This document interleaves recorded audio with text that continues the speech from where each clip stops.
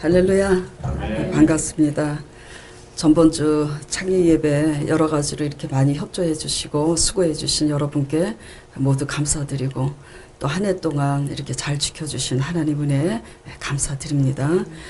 자, 오늘 설교 제목은 허상과 실상을 분별하는 눈입니다.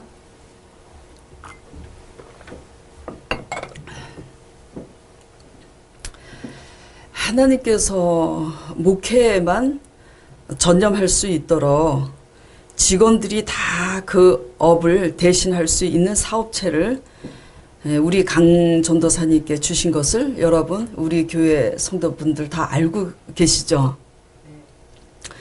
어느 날 직원을 통솔할 팀장을 뽑는데 가정을 갖고 있는 30대 후반 남성을 뽑았습니다. 그의 아주 딱한 사정을 알게 되어서 원룸 하나도 만들어주고 월급도 일반 팀장보다 더 배려해주고 아주 지극정성으로 섬기며 복음도 그에게 전했습니다. 또 나이도 강전도사와 같은 또래고 그 일로 인해서 매우 친해졌습니다. 그를 사업 파트너로서 맡길 만한 사람으로 100% 신뢰하게 되었죠. 그러나 저는 자주 이렇게 조언을 했습니다. 사람은 용서하고 사랑해야 할 대상이지만 결코 믿을 대상은 아니니 너무 의지하지 말라고. 그리고 그 사람은 내가 볼 때 뒤에서는 결코 일을 할 사람이 절대 아니니 잘 살펴보라고 누차 조언을 했습니다. 그러나 강전도사님은 상당히 긍정적이라 듣지 않았습니다. 확고한 그의 신뢰와 믿음 때문에. 반년이란 이제 시간이 지나면서 그의 실체는 드러나기 시작했습니다. 그동안 기가 막히게 일을 전혀 하지 않고 직원들만 다 시켰다는 것을 알게 되었고, 게다가 자기의 편한 대로 일을 끌고 가기 위해서 직원들을 포섭하고 술수까지 쓰는 그런 일이 계기가 되어서 다 탄로가 나게 되었습니다. 자, 그동안 베풀어준 은혜를 그가 조금이라도 감사할 줄 아는 사람다운 사람이었다면 결코 그렇게까지 악하게 하지는 않았을 텐데, 강전도사님의 배신감과 쇼크는 이만 저만이 아니었습니다. 말도 못했어요. 자, 그 직원의 실상은 선한 사람입니까? 악한 사람입니까? 악한 사람이에요. 그 사람을 지금 정죄하려고 하는 얘기가 아닙니다. 잘 들으셔야지 돼요. 그 사람의 실상은 악한 사람입니다. 자신의 필요에 의해서 동정심을 유발할 때는 선한 사람 같아 보였지만 그것은 허상이었어요. 왜 강전도사님께서는 그 사람의 무엇을 보고 그토록 잘해준 걸까? 그의 허상을 보고 잘해준 거예요. 그렇다면 왜 그 사람의 실상을 분별하지 못했을까요? 저보다도 더 똑똑하신 우리 강 전도사님께서. 오늘 주제가 뭐라고요? 허상과 실상을 분별할 수 있는 눈입니다. 이것은 사람에 대해서나 상황에 대해서나 일맥상통합니다. 전번주는 창립 기념 예배 때는 제가 강전도사의 자랑을 쫙 간증을 통해서 했습니다. 그쵸? 근데 오늘은 이상하게 또 이렇게 되네요. 인생은 다 그런 겁니다. 자, 허상과 실상을 분별할 수 있는 눈을 가질 때 우리는 세상을 다스리고 이길 수가 있어요. 그리고 허상과 실상을 분별할 수 있는 눈을 가질 때 내 종말이, 사람의 관계든 상황이든 내 종말이 어떻게 나에게 임할지 예견할 수 있습니다. 아멘 안 하세요? 자, 어떻게 해야 그러면 그런 실상을 바로 볼 수 있는 눈을 갖게 되는가 말씀을 통해서 살펴보도록 하겠습니다. 첫째, 자기중심적 사고를 버리는 훈련을 해야 됩니다. 무슨 훈련을 해야 된다고요? 자기중심적. 예. 주님은 바로 오늘 24장을 설교를 하고요. 전번 주에는 22장 설교를 했는데 지금 23장을 건너뛰었어요. 주님은 바로 앞장 23장에서 종교 지도자들의 지나친 탐욕과 방탕과 타락으로 말미암아 타락했음에도 회개하지 않고 예루살렘 성전 안에서 그 기득권을 즐기고 그 성전을 우상시하니 주님께서 예루살렘 도성이 멸망당할 것과 예루살렘 성전이 무너질 것이라고 예언하고 계십니다. 이에 제자들은 24장에 어떻게 시작하냐면 그런 예언을 예수님께서 하시니까 그런 일이 어느 때에 일어날 겁니까? 하고 그 때와 시기를 묻습니다.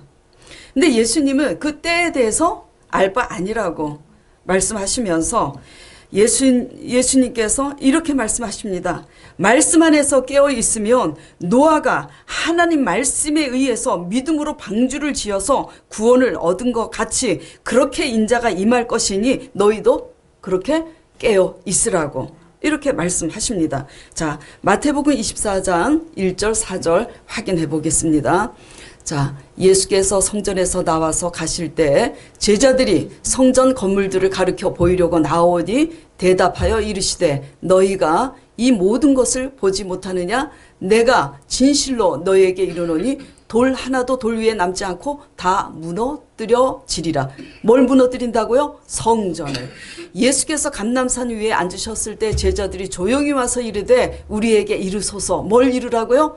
어느 때에 이런 일이 있겠사오며 또 주의 임하심과 세상 끝에 무슨 징조가 있사오리까? 그러니까 예수님께서 그 때에 대해서는 말씀 안 하셔요. 그러시면서 예수님께서 이러십니다. 너희가 사람의 미혹을 받지 않도록 주의하라. 그리고 11절 보겠습니다.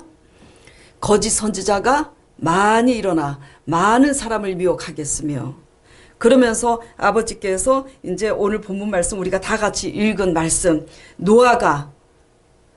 노아의 때와 같이 인자가 임함도 그러하리니 너희가 말씀 안에서 깨어 있으라. 지금 이렇게 당부하고 계시는 겁니다. 자, 우리 중심의 자기 중심의 사고를 버리는 훈련을 해야 되는데 오늘 본문 말씀을 통해서 우리가 깨닫기 원하는 것은 우리 중심의 사고는 지금 제자들이 모두 하나같이 무엇에 관심을 두고 있어요? 언제 그 일이 일어나느냐 거기에 관심을 갖고 있습니다. 예수님은 어느 때에 일어나는 거에 관심을 두지 말고 지금 어떻게 하라 그래요? 깨어 있으라고 말씀하시는 겁니다. 왜 그런 일이 언제보다는 왜 그런 일이 일어났는지 하나님의 의도와 섭리를 깨닫기를 하나님은 원하십니다. 세상에서 성공하는 사람들의 사고도 마찬가지예요. 일이 했을 때 누구 때문에 잘못되고 뭐 때문에 잘못된 게 아니라 왜 잘못됐는지를 생각하는 사람이 성공을 하죠. 자, 적용을 해보도록 하겠습니다. 자, 경제적으로 파산한 사람은 우리 중심의 사고 안에서 본능적으로 무엇을 기다릴까요? 나의 무너진 경제가 언제 회복이 될까? 그때를 기다립니다. 건강이 무너진 아픈 분들은 또 무엇을 기다릴까요? 내 건강이 언제 이전과 같이 정상적으로 회복이 될까? 어쩔 수 없습니다. 이건 본능이에요. 그러나 하나님은 왜 우리의 경제가, 왜 나의 건강이, 왜 나의 사람의 관계가 다 무너졌는지 왜 회복시켜 주시지 않나 때만 기다리다가 원망 불평하고 실족하는 사람이 되어 마음이 미혹되지 말고 우리 자신을 말씀 안에서 돌아보고 깨어있기를 원하십니다. 유대 지도자들이 잘못 믿었을 때 예루살렘 도성과 예루살렘 성전이 어떻게 됐어요? 무너뜨려진다고 예언하시더니 그렇게 됐어요, 안 됐어요? 그렇게 됐잖아요. 그렇게 된 것처럼 오늘날도 우리가 잘못 믿을 때 우리의 기업과 우리의 건강을 무너뜨리기도 하십니다. 또 사람을 잃어버리게도 하십니다. 자, 그런데 무너뜨린 다음에 하나님의 의도 안에서 하나님 앞으로 돌아오면 괜찮은데 바리새인들과 서기관들은 또 너무나 건강해요. 그렇죠? 너무 잘 삽니다. 그게 문제예요. 그런데 예수님의 말씀은 뭐가 선포됩니까? 화 있을진저 선포돼요. 뭐가 허상이죠? 그들에게는 그들은 건강하고 잘 나가지만 그들에게 실상은 화가 임할 거라는 그 말씀이 실상인 겁니다. 그렇기 때문에 여러분들이 지금 잃어버린 것에 대해서 너무 낙심하지 마시기 바랍니다. 잃어버려도 그곳에서 예수 그리스도로 가는 우리가 길이 되어서 예수 그리스도를 찾았다면 우리는 뭐죠? 하나님 안에서 회복할 수 있기 때문입니다. 또 우리가 무탈하게 잘 지낼 때는 예수님을 믿지 않기 때문에 하나님 앞으로 나오게 하기 위해서 우리 힘으로 할 수 없는 고난과 환난을 허락하셔서 나오게도 하십니다. 여기 그런 분도 계시잖아요. 그렇죠? 자, 강전도사님이 그 직원의 실상을 분별할 수 없었던 자기중심의 사고가 뭐였냐면 하나님께서 주신 사업체예요. 그렇죠? 하나님께서 주신 자신의 사업체를 잘 지키기 위해서 집착을 한 나머지 어떻게 하든지 마땅한 사람을 뽑아서 잘 밀어주면 내 사업을 맡길 수 있는 사람으로 만들 수 있을까? 만들어야겠다는 마음이 컸기 때문에 이렇게 잘해주니까 본인의 의도대로 될 줄 믿었기 때문입니다.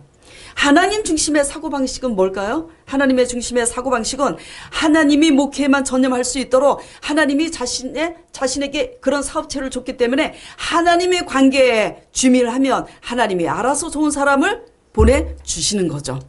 예.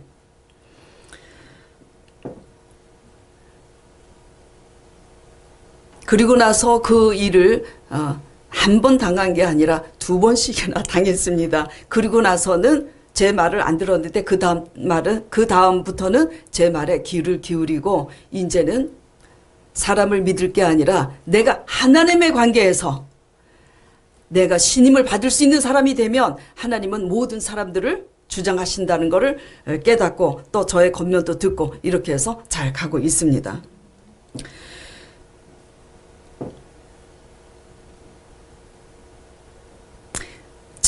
저는 근데 그 직원에 대해서 그 실상을 봤어요, 안 봤어요? 봤어요. 어떻게 볼 수 있었을까? 그래도 저는 강전도서보다 나이가 많고 나이가 많이 먹은 만큼 그래도 더 많이 하나님 말씀 안에서 훈련받은 연조가 짬밥이 크잖아요. 그러니까 하나님 말씀 안에서 우리가 집착하는 것을 내려놓을 수 있을 때까지 하나님께서는 그런 사람을 보내신다는 하나님의 의도와 섭리를 저는 알고 있었기 때문에 딱 왔을 때 그래 강전도사가 내려놓기 전까지는 좋은 사람을 결코 보내지 않을 거야. 미리 알고 있어요. 그러니까 그 사람에 대해서 잘 봅니다. 역시 내 생각이 맞았구나. 보여요? 안 보여요? 보여요. 이미 그 사람이 오기 전에 뭘 예견하는 거죠? 옳지 않은 사람을 붙이시겠구나. 예견하는 겁니다. 지금 실상을 보고 있어요? 안 보고 있어요? 믿음의 세계는 그런 거예요. 근데 그 믿음의 세계는 어디에서만 일어나냐면 우리의 자기 중심의 사고방식을 내려놓고 하나님 말씀에 집중할 때 생기는 겁니다. 우리의 무너짐이 사람의 관계이든 경제의 문제든 건강이든 우리는 상대방 탓만 하지 말고 또 상황과 환경 탓만 하지 말고 좋은 시기와 때만 기다리는 어리석은 자가 되지 말고 우리 자신을 돌아보아 우리 마음이 무엇에 미혹되어 있는지 잘 분별하시기를 바랍니다. 내 마음의 관심이 자기 중심에서 이렇게 새로운 시작이 될 때 비로소 우리의 환난의 때는 줄어든다는 거 여러분이 아시길 바랍니다. 자, 마태복음 24장 21절 22절 보겠습니다.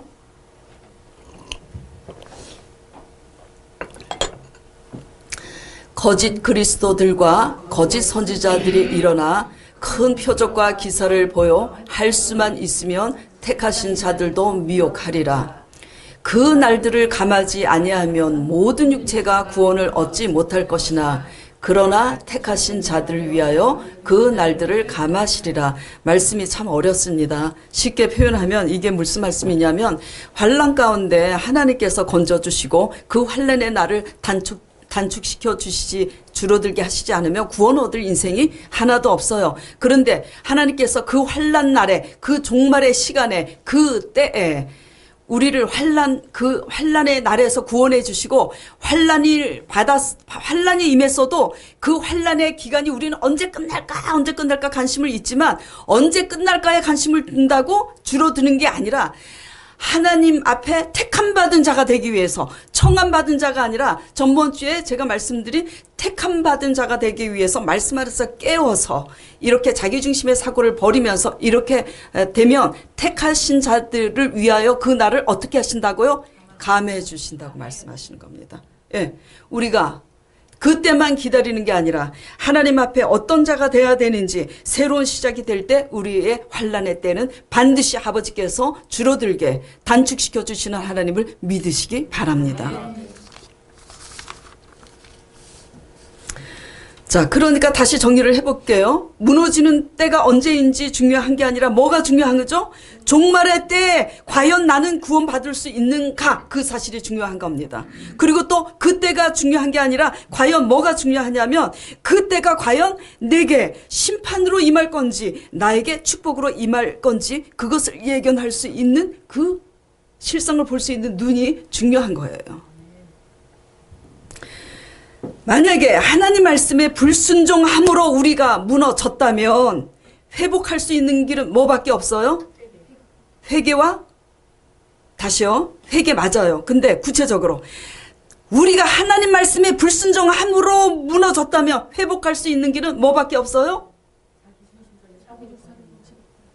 다시 제가 원하는 답을 할 때까지 여쭤보겠습니다. 자, 하나님 말씀에 뭐 했기 때문에 무너졌다고요? 불순종했기 때문에 무너졌어요. 그러면 회복할 수 있는 길이 때만 기다린다고 회복하나요? 뭘 해야지?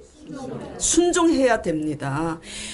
불순종해서 무너졌으면 회복할 수 있는 길은 다른 길은 없어요. 순종을 배우는 길밖에는 없습니다. 예. 그리고 불순종함으로 무너졌으면 회복할 수 있는 길뿐만 아니라 환란의 기간이 줄어들 수 있는 그 방법은 오직 순종을 배우는 길밖에는 없다는 거 명심하시기 바랍니다. 간단합니다. 예견할 수 있는 것은 간단해요. 무슨 예언의 은사 받았다 그런 게 아니에요. 하나님 말씀에 불순종하면 징계가 임하고 하나님 말씀에 순종하면 축복으로 임합니다. 간단해요. 자, 두 번째는 하나님 말씀을 믿음으로 보는 훈련을 해야 합니다. 첫 번째는 자기 중심의 사고를 버리는 훈련을 해야 되고 두 번째는 어떤 훈련을 해야 된다고요? 믿음으로 보는 훈련. 훈련이에요, 훈련. 훈련은 힘듭니다. 훈련은 하고 또 하고 넘어져도 또 붙잡고 넘어져도 또 붙잡고 훈련을 해야 돼요. 하나님의 뜻을 우리의 한계로는 모든 것을 다 알 수는 없지만 우리가 우리의 중심의 사고를 버리고 말씀을 믿음으로 보는 사고를 키우면 벌어지는 일들을 예견할 수 있을 뿐만 아니라 그 일이 왜 벌어지는지를 알 수 있습니다. 자, 노아가 오늘 본문 말씀에 노아가 하나님 말씀에 의해서 믿음으로 방주를 짓죠. 왜 짓죠? 하나님 어떤 실상을 봤어요? 하나님의 말씀에 의해서 대홍수로 인해서 다 멸절될 거라는 실상을 알고 있는 거예요. 지금 예견하고 있는 거예요. 그러니까 실상을 보았기 그 대홍수로 멸절될 실상을 지금 믿음으로 보고 있기 때문에 노아 방주를 짓고 있는 거예요. 산에서. 믿음이 없는 사람들은 다 노아를 보고 어떻게 했겠어요? 조롱하고 미쳤다고 조롱하죠. 근데 우리가 많은 사람들이 이렇게 말을 해요. 아유, 나도 하나님의 음성을 들으면 그렇게 할 수 있으리라고들 합니다. 예를 들어서 볼게요. 소돔과 고모라를 멸할 때 롯의 처가 천사의 음성을 들었어요? 안 들었어요? 들었는데 어떻게 합니까? 뒤도 돌아보지 말고 가라 그러는데 뒤돌아보다가 어떻게 됐어요? 소금기둥 됐어요.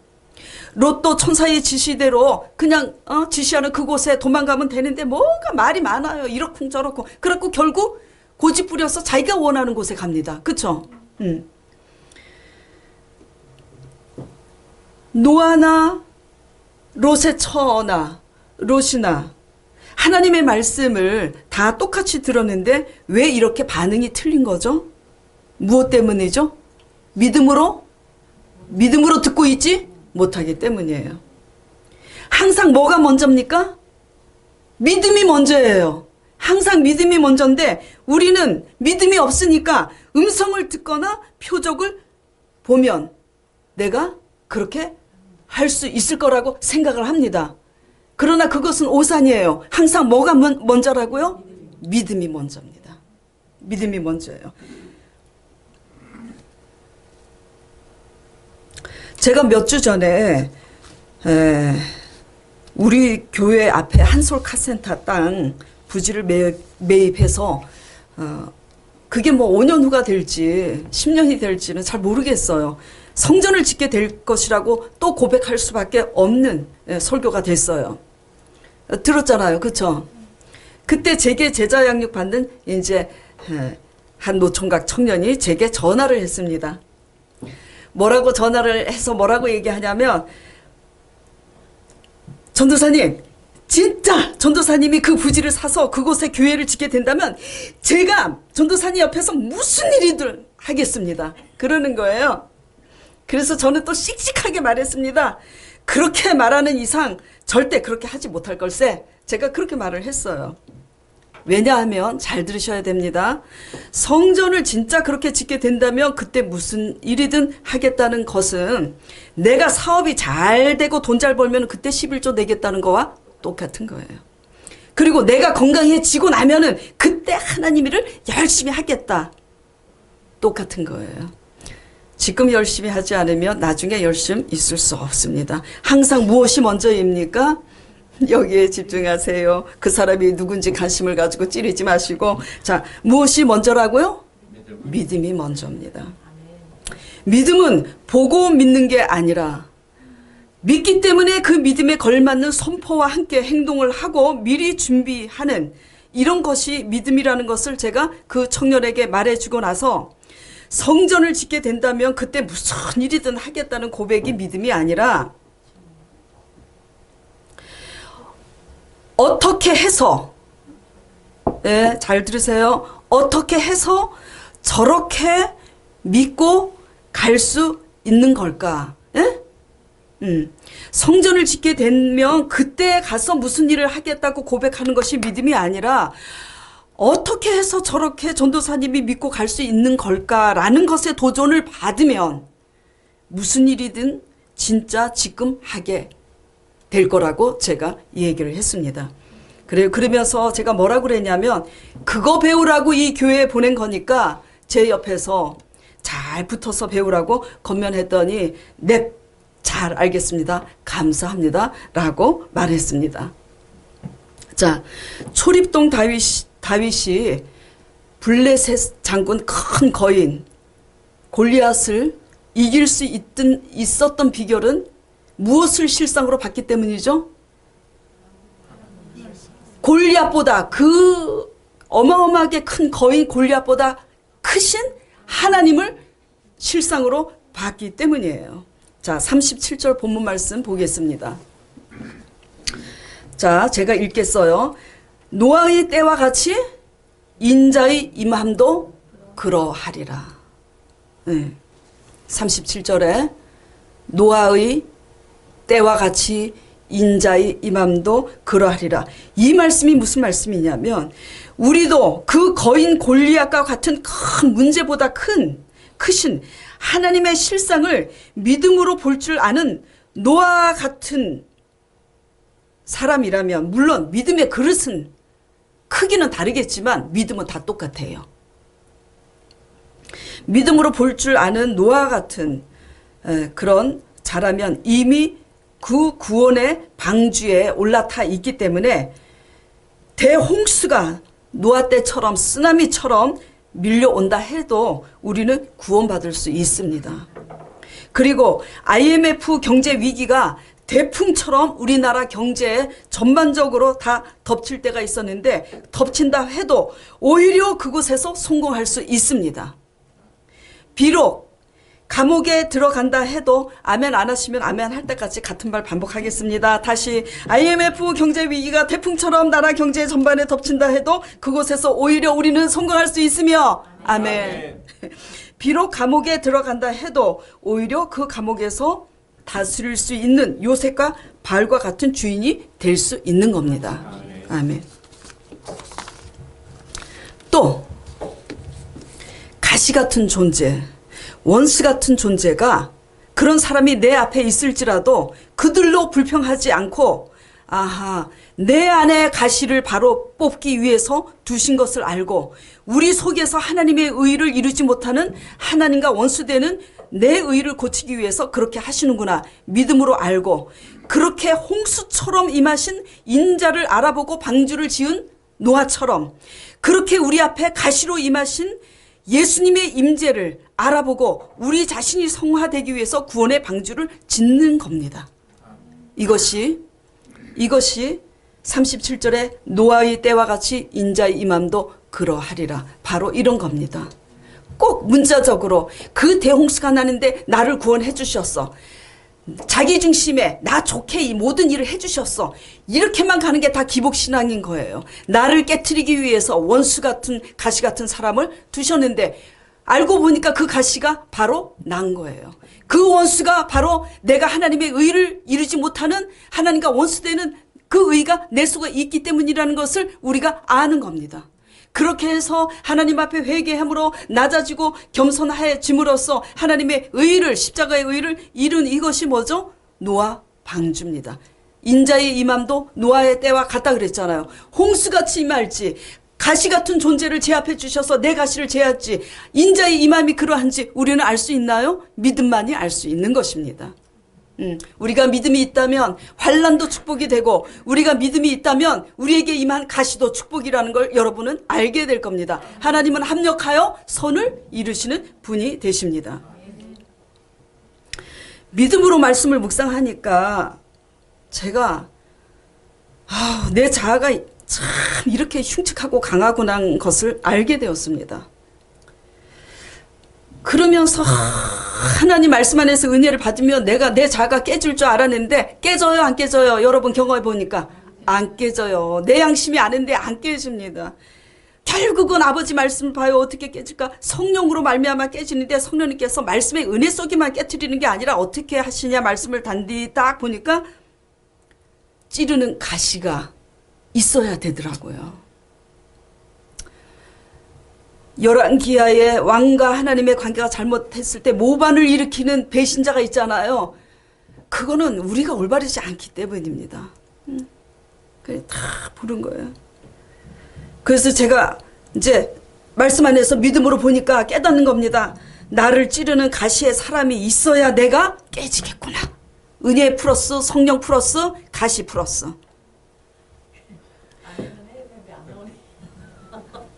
그래서 그 홍수로 인자가 임하시는 그 때를 노아가 안 것처럼 이제 제가 때를 분별합니다. 나의 가시를 깨트리기 위해서 그 사람은 내 남편이 될 수도 있고 또 내 가시를 깨트리기 위해서 우리 교회 들어오는 성도가 될 수도 있어요. 그래서 제가 예견하고 각오를 합니다. 그러면 예견한 대로 그분이 나타나십니다. 그런데요, 그분이 가시 같은 존재라고 그 사람이 나쁜 사람이 아닙니다.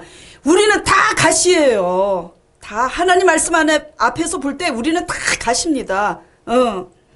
그 가시 같은 그분이 나타납니다. 근데 그걸 제가 예견하고 있어요? 안 예견하고 있어요? 강전도사님한테만 그 사람이 임합니까? 아니에요. 오진이한테도 임합니다. 뭐가 은혜냐면 강전도사한테 임한 그분이 나에게도 임한 그것을 예견할 수 있는 것이 능력입니다. 그리고 변화받는 것이 능력이에요. 그래서 그분이 임하셨으니 제가 압니다. 홍수 때 인자가 임함처럼 그렇게 임하리라 하신 것처럼 가시로 임하셨구나 압니다. 무슨 얘기인지 지금 알아들으시죠? 우리는 믿음이 없으면 가시를 볼 때 이 사탄아 물러가라 막 그러잖아요. 아닙니다. 물론 물리쳐야 될 대상도 있습니다. 그러나 그 가시를 저를 깨트리기 위해서 보내셨다면 예수님의 임재는 그렇게 우리 곁에 임하시는 걸 알아야 돼요. 예, 그렇게 해서 내가 성화되기 위해서 구원의 방주를 지으면 합력해서 선이 되는 거예요. 내가 먼저 들보를 빼내서 변화됨으로 가시 같은 그 존재도 같이 합력해서 맞물려서 선이 되는 겁니다. 그렇게 해서 하나가 됐을 때 하나님께서는 이 교회를 통해서 영광 받으시는 거예요. 그렇게 가다가 보니 넘어질 때도 많죠. 넘어져요. 넘어져요. 그렇게 이제 가다 보니까 진짜 국가적인 위기의 홍수가 닥쳐올 때가 있었습니다. IMF, 조금 전에 제가 말씀드린 IMF가 우리나라에 있었잖아요. 그 당시 뉴스를 보면 뭐 정말 그 CEO들이, 수많은 기업의 CEO들, 중소업체의 또 CEO들이 자살하는 일이 비일비재했습니다. 그 당시는. 뉴스 안 보시는 분들은 무슨 얘기인지 모르시겠지만 비일비재했어요. 그런데 중요한 것은 그때 하나님께서 저에게 이렇게 말씀하셨습니다. 이 나라가 일전에 한번 큐티할 때 제가 말씀드린 적이 있었을 거예요. 이 나라가 안팎 밖으로 음란하기 때문이라고. 안은 뭐죠? 교회예요. 밖은 뭐죠? 세상이에요. 세상이고 교회고 음란하기 때문에 내가 이 나라를 치시겠다고 이렇게 말씀하시고, 그리고 나서 그래서 왜 저같이 일개, 아무도 알아주지 않는 이 일개 작은 요정에게 그 말씀을 하시나이까. 그 당시가 아니라 우리 여의도 본성전 조영기 목사님에게 말씀하시지 않고, 그랬더니 그 다음 주에 조영기 목사님에게 말씀하셔서 미스바 대각성 기도가 700명의 부교육자들 목사님들이 다 모여서 구국 기도를 한 거예요. 회개하면서. 이 나라를 하나님이 전쟁으로 치신다 그랬는데 전쟁 치시지 마시고 용서해달라고. 그러면서 터진 게 IMF입니다. 이거는 그냥 갖다 붙이는 게 아닙니다. 그런데 제가 가끔 가다가 왜 제 건물을 간증하잖아요. 그 건물 간증을 그냥 읽어 먹으려고 계속 하는 게 아니라, 제가 그 건물 간증은 믿음과 순종 여러 각도에서 하나님의 말씀에 간증하기에 여러 각도에서 합당하기 때문에 이 얘기가 자주 나오는데, 그때 하나님께서 제게 뭐라고 말씀하셨냐면, 그때가 굉장히 중요한 거예요. IMF 때 수많은 중소업체 CEO들이 무너져서 자살 뉴스가 비일비재했을 때, 그때, 그리고 건축 경기는 바닥을 쳤습니다. 최악이었어요. 그때 하나님께서는 내가 너를 통해서 집을 짓겠고 내가 너의 산업이 되리라, 모사가 되리라, 그렇게 말씀하셨어요. 그리고 나서 믿음으로 먼저 돈이 있어서 땅을 매입해서 집을 지은 게 아니라 믿음으로, 그저 돈이 없는데 딱 그 땅을 계약할 만한 돈밖에 없었는데 그 땅을 매입하고, 그리고 나서 지금의 건물을 세우게 되었습니다. 잘 들으셔야 돼요. 이게 무슨 얘기냐. 내 가시를 제하기 위해서, 나를 깨트리기 위해서 홍수처럼, 가시가 올 때는 그 가시가 크니까 홍수처럼 오는 것처럼 고통이잖아요. 그러나 홍수처럼 임하시는 인자의 임함도 그렇게 노아의 때와 같이 임하리라 하시는 그 예수님은 꼭 표면적으로 홍수, 물뿐만 아니라 모든 것이 다 적용이 되는 거예요. 가시처럼 임하는 그 임재, 예수님의 임하심 속에서 내가, 내 영혼이 구원의 방주에 오르기 위해서, 성화되기 위해서 제가 하나님 앞에 그 골방에서 회개하고 말씀 받고 그렇게 가다 보니까 진짜 국가적인 경제적인 위기의 대홍수가, IMF가 불어닥칠 때 하나님께서는 나에게 내가 너의 산업이 되리라, 내가 너를 축복하겠고 내가 너를 통해서 집을 짓겠다고, 모사가 되리라, 아버지께서 구원의 방주에 올라타게 하셨어요, 안 하셨어요? 이겁니다. 이게 뭐냐면 37절에 노아의 때와 같이 인자의 임함도 그러하리라. 우리의 영혼이 말씀 안에서 거듭나기 위해서 부단히 애쓰고 힘쓰며, 실제적으로 육적인 문제에서 홍수가 쓰나미처럼 밀려와도 육적인 문제에서 하나님은 우리를 구원하시는 분이십니다. 영혼이 잘된 같이 범사가 잘되고 강건하리라. 아멘. 예. 하나님의 말씀을 실상으로 보지 못하면 어떻게 돼요? 가시와 원수 같은 존재 앞에서 뭐죠? 그 사람은 마귀고 귀신일 뿐입니다. 예. 그래서 그렇게 믿고 가다가는 어느 날 우리가 갖고 있는 것들이 하나씩 무너지는 종말과 같은 징계의 터치가 임해도 우리는 깨닫지 못합니다. 깨닫지 못해요. 그렇기 때문에 남아있을 때 회개하고 돌이키시기를 간절히 부탁드립니다. 그렇지 않으면 다 멸하실 때까지, 그 순간까지 우리는 알지 못합니다.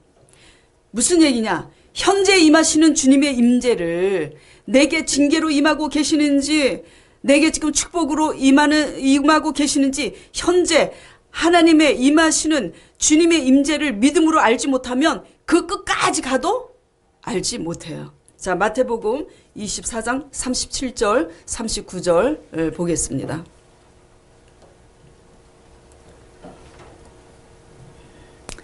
자, 조금 전에 읽은 말씀이죠. 노아의 때와 같이 인자의 임함도 그러하리라 하시면서 홍수전에 노아가 방주에 들어가던 날까지 사람들이 먹고 마시고 장가들고 시집가고 있으면서 홍수가 나서 그들을 다 멸하기까지 깨닫지 못하였으니 인자의 임함도 이와 같으리라. 자기 중심의 사고를 버리는 훈련을 하지 않고 말씀을 믿음으로 보면서 경건의 훈련을 하지 않고 준비하고 있지 않을 때는 홍수가 나서 우리가 의지하고 갖고 있는 것들이 하나씩 아버지께서 무너뜨려도 우리는 뭐죠? 깨닫지 못한다고요. 그런데도 회개하지 않고 순종함을 배우지 못하면 어떻게 돼요? 다 멸하기까지도 뭐죠? 깨닫지 못합니다. 인자의 임함도 이와 같다고 말씀하고 계시는 겁니다. 자, 히브리서 11장 말씀 보겠습니다. 자, 히브리서 3절까지는 생략하고요. 6절, 7절만 보겠습니다. 히브리서, 자, 6절, 7절 같이 읽겠습니다. 시작. 믿음이 없이는 하나님을 기쁘시게 하지 못하나니 하나님께 나아가는 자는 반드시 그가 계신 것과 또한 그가 자기를 찾는 자들에게 상 주시는 이심을 믿어야 할지니라. 믿음으로 노아는 아직 보지 못하는 일에 경고하심을 받아 경외함으로 방주를 준비하여 그 집을 구원하였으니 이로 말미암아 세상을 정죄하고 믿음을 따르는 의의 상속자가 되었느니라. 믿음으로 노아가 방주를 지었잖아요. 뭘 예견하고? 홍수의 실상을 봤기 때문입니다. 이제는 우리 강전도사님이 옳지 않는 직원들을 딱 봐도 분별을 할 수 있는 눈이 조금씩 길러지고 있습니다. 아멘. 아멘. 자, 하나님 말씀 안에서 우리에게 임하실 예수님의 징계와 축복의 임재를 믿음으로 미리 예견하실 줄 아는 여러분이 되기를 간절히 축원드립니다. 자, 오늘 본문 말씀 제가 읽겠습니다. 41절. 그러므로 깨어있으라. 어느 날에 너희 주가 임하는지 너희가 알지 못하느니라. 44절. 이러므로 너희도 준비하고 있으라. 생각지 않은 때에 인자가 오리라. 이렇게 당부하신 예수님의 말씀처럼 우리 중심의 사고를 말씀 안에서 날마다 벌이는 경건의 훈련과 말씀을 믿음으로 보고 깨어있는 여러분 되시기를 간절히 축원합니다. 자, 오늘 이 말씀 생각하고 제가 잠깐 기도드리겠습니다. 여러분은 같이 마음속으로 기도하시길 바랍니다. 하나님 아버지, 우리는 어떤 고난이나 환난을 당하면 내가 잃어버린 그 문제가 언제 다시 찾아올 수 있을까 회복의 때만을 전전긍긍합니다. 그러나 제자들이 어느 때니까 라고 얘기한 것처럼, 그리고 성령을 받을 것이니 예루살렘을 떠나지 말고 기다리라고 할 때도 제자들의 질문은 또 언제 그런 일이 임하냐고 항상 언제라고 질문을 합니다. 그러나 예수님께서는 때에 대해서는 알 바 아니고 너희가 자기 중심의 사고방식을 버리고 하나님 말씀 안에서 회개하면서 인자가 어떻게 임하는지, 어느 날 느닷없이 홍수로 임하시나 노아가 알아듣고 노아 방주를 구원하는 것처럼 내가 어떻게 변한 믿음과 순종의 사람이 되기 위해서 나에게 어떤 가시 같은 존재, 어떤 가시 같은 상황을 내 곁에 두시는지, 그렇게 인자가 임하시는 그 예수님의 임하심을 우리가 믿음으로 알 수 있도록 분당 우리 소망 교인들을 주님 축복하여 주시옵소서. 그래서 정말로 아버지 말씀 안에서 실상이 무엇인지, 하나님의 말씀만이 실상입니다. 현재 잘 먹고 잘 사는 것 같지만 우리가 하나님 뜻에 의해서 믿음과 순종으로 가지 못하면 허상입니다. 아버지 말씀만을 신상으로 보면서 어려움이 있어도 극복할 수 있는 우리 교인들이 되게 하시고, 우리가 잘 먹고 잘 산다고 해도 우리가 하나님 앞에 또 믿음과 순종이 없으며 우리가 언제 무너질지 모르는 그런 실상을 잘 바라봄으로써 하나님 앞에 합당한 자가 될 수 있도록 인도하여 주시옵소서. 감사드리며 예수 그리스도 이름으로 기도드리옵나이다. 아멘.